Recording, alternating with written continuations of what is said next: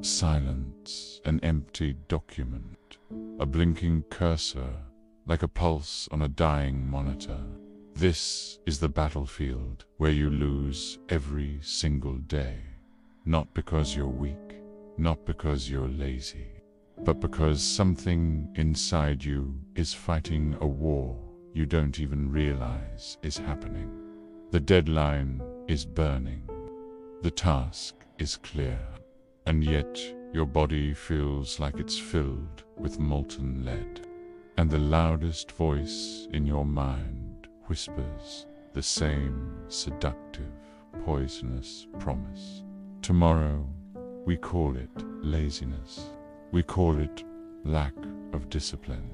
We punish ourselves for it, shame ourselves, try to bully ourselves into action. And every night we swear, tomorrow it will be different. But tomorrow isn't different. Because the uncomfortable truth is this: your procrastination is not laziness. It is rebellion. It is self-protection. It is a survival mechanism.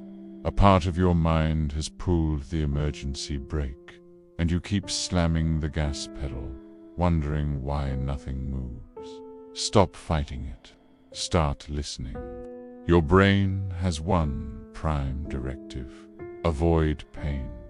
Physical pain, emotional pain, social pain, psychological pain, and any meaningful task contains potential pain. The pain of effort, the pain of judgment, the pain of possible failure, the pain of confronting your limits. Procrastination is your personal bodyguard. It sees that potential threat and whispers, "Don't go there. It's dangerous. Stay here, where it's safe. Watch another video. Open your phone. Escape." It trades your future for momentary comfort, because your ancient brain always chooses now over later. Your bodyguard is trying to protect you, but it's protecting you from the very challenges that would make you grow. It keeps you safe, but it also keeps you small. Sometimes procrastination is the most honest part of you. Not resisting the task because it's hard, but because it's wrong. You avoid working on projects you secretly despise. You postpone conversations that violate your values. You delay goals that were never yours to begin with, goals inherited from parents, culture, society. Your procrastination becomes a moral alarm, screaming, "This is not your path. You are wasting your one precious life on something that doesn't matter." But instead of listening, you drown it in caffeine and guilt. You force yourself down a road that leads away from who you are, and you wonder why every step feels like a struggle. What if that resistance isn't a flaw, but a compass? A signal trying to point you back toward your true north. If only you'd stop and read it.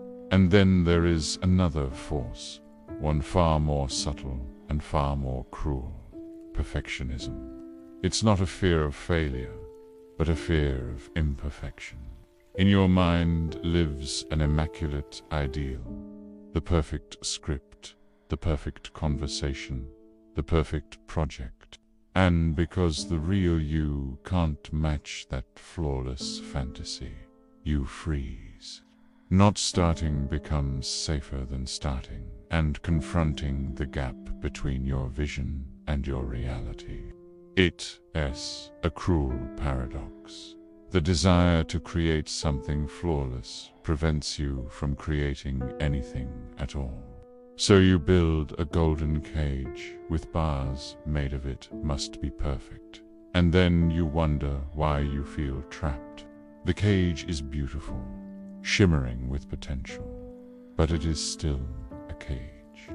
And you are inside, paralyzed by the impossible standards you set for yourself. Procrastination is not an enemy to defeat. It is a message to decode. Every single time you delay, you have to ask yourself a few questions. What pain are you trying to protect me from? What truth am I avoiding? What perfection am I worshipping? Because here's the secret. Procrastination isn't the problem, it's the symptom. It's a signal from a deeper part of you.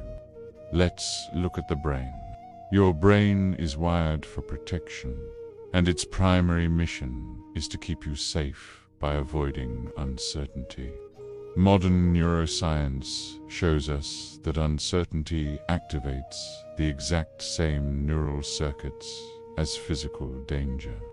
Your brain literally reacts to an unfinished project, a difficult conversation, or an unknown future as if it were a predator hiding in the dark.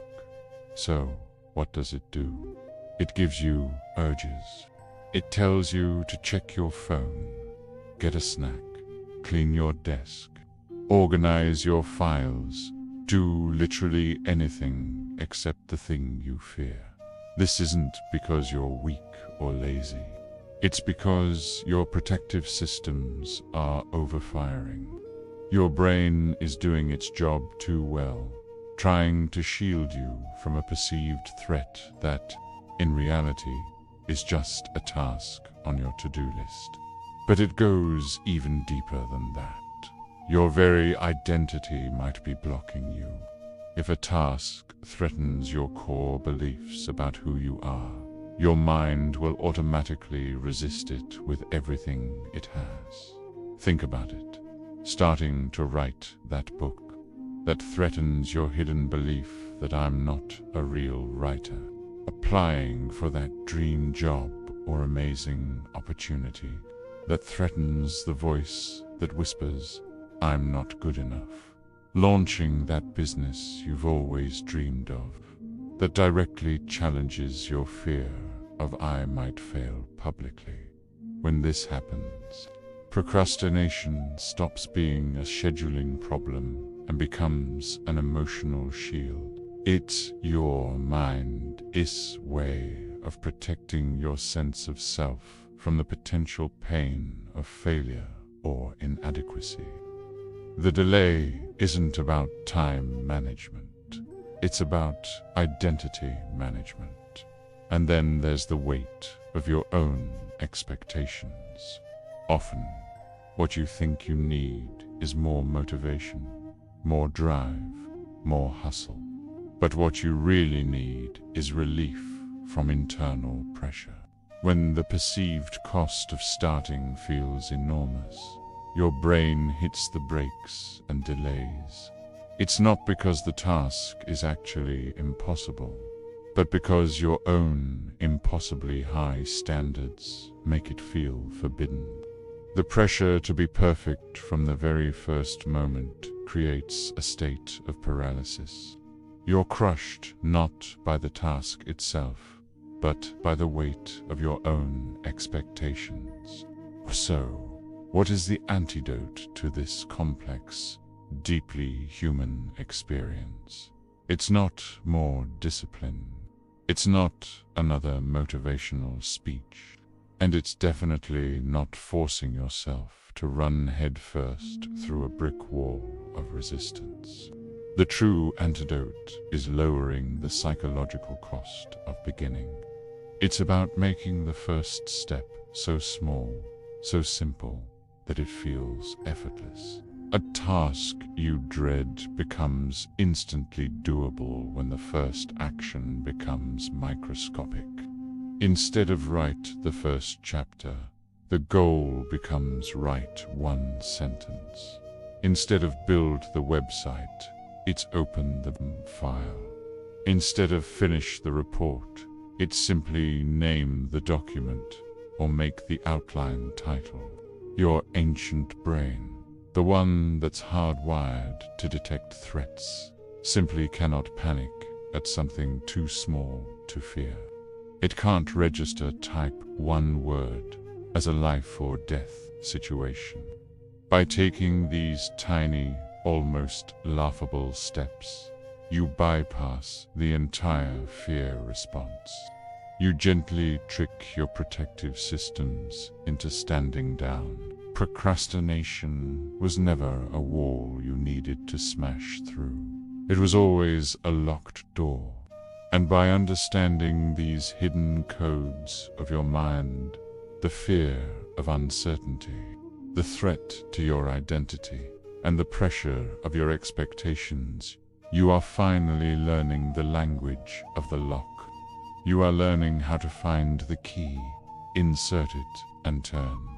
We've been taught to see procrastination as a monster to slay, a flaw to be ashamed of. But what if it isn't? What if procrastination isn't a problem, but a message, a compass pointing directly at your inner truth? And once you finally understand what it's saying, you can begin to move forward. Not by force, not by guilt, but through a new kind of cooperation with yourself. This isn't about fighting a monster. It's about learning its language. So let's learn how to turn the key. The first step is to ask the guardian, that voice inside you that says, "Not now, later," isn't your enemy. It's a protector.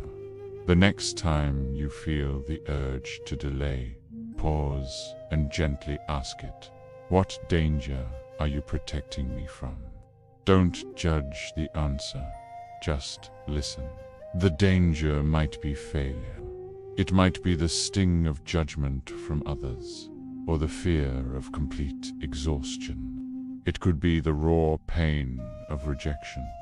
Whatever it is, name it. Give that fear a shape and a voice. You'll find that once it's brought into the light, it loses so much of its power. The shadows retreat when you simply acknowledge them. That's your first step toward freedom. Next, it's time to consult the lie detector. Ask yourself this powerful question. Is this task truly aligned with who I am and what I want for my life? Be honest, radically honest. If the answer is a resounding no, then what you've been calling procrastination isn't resistance at all, it's wisdom. It's your deepest self telling you that you are on the wrong path, that your energy is being spent on something that doesn't serve your soul. This isn't a sign of weakness. It's a profound signal to reevaluate, to pivot, to find the work that actually makes you feel alive. Your procrastination might just be your most honest guide. No, let's confront the tyrant. The tyrant is that relentless voice of perfectionism, the one that whispers, if you can't do it perfectly, don't do it at all. It keeps you frozen, afraid to even start. So, challenge it. Ask it directly. What happens if I do this imperfectly? What is the actual, real-world consequence of a flawed first attempt? When you really press for an answer, you'll find it's almost always the same. Nothing, absolutely nothing catastrophic happens. Life continues. You learn something. And most importantly, progress happens. Perfectionism is a fragile illusion that shatters under the weight of simple reality. Let reality win. This brings us to the final, most crucial step. Begin imperfectly. We have this idea that we need to feel motivated or have absolute clarity before we can start. That's a myth. Momentum doesn't come from clarity. Momentum creates clarity.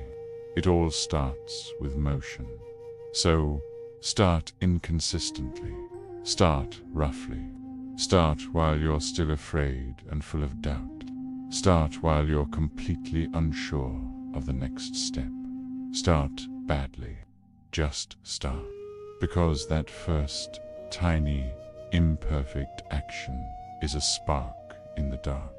It triggers a cascade of incredible changes. It releases a small, rewarding hit of dopamine that tells your brain, hey, this feels good. Let's do more. It creates momentum, making the second step easier than the first. It begins a subtle identity shift. You're no longer someone who waits. You're someone who does. You feel a wave of emotional relief as the pressure begins to lift. This builds real confidence, not based on theory, but on action. Action makes repetition easier, and repetition builds progress. Before you know it, you're in a state of flow, and suddenly, the task that felt so monstrous becomes manageable. The challenge that seemed insurmountable is now just a series of small, achievable steps. The truth you've been avoiding becomes clear. Procrastination was never your flaw. It was just feedback. Your mind isn't your enemy. It's your scared, well-meaning ally. And when you stop fighting it, when you start listening to it with compassion, you finally stop waiting for some imaginary perfect moment. You stop waiting for permission. You start building. Not tomorrow, not someday, now.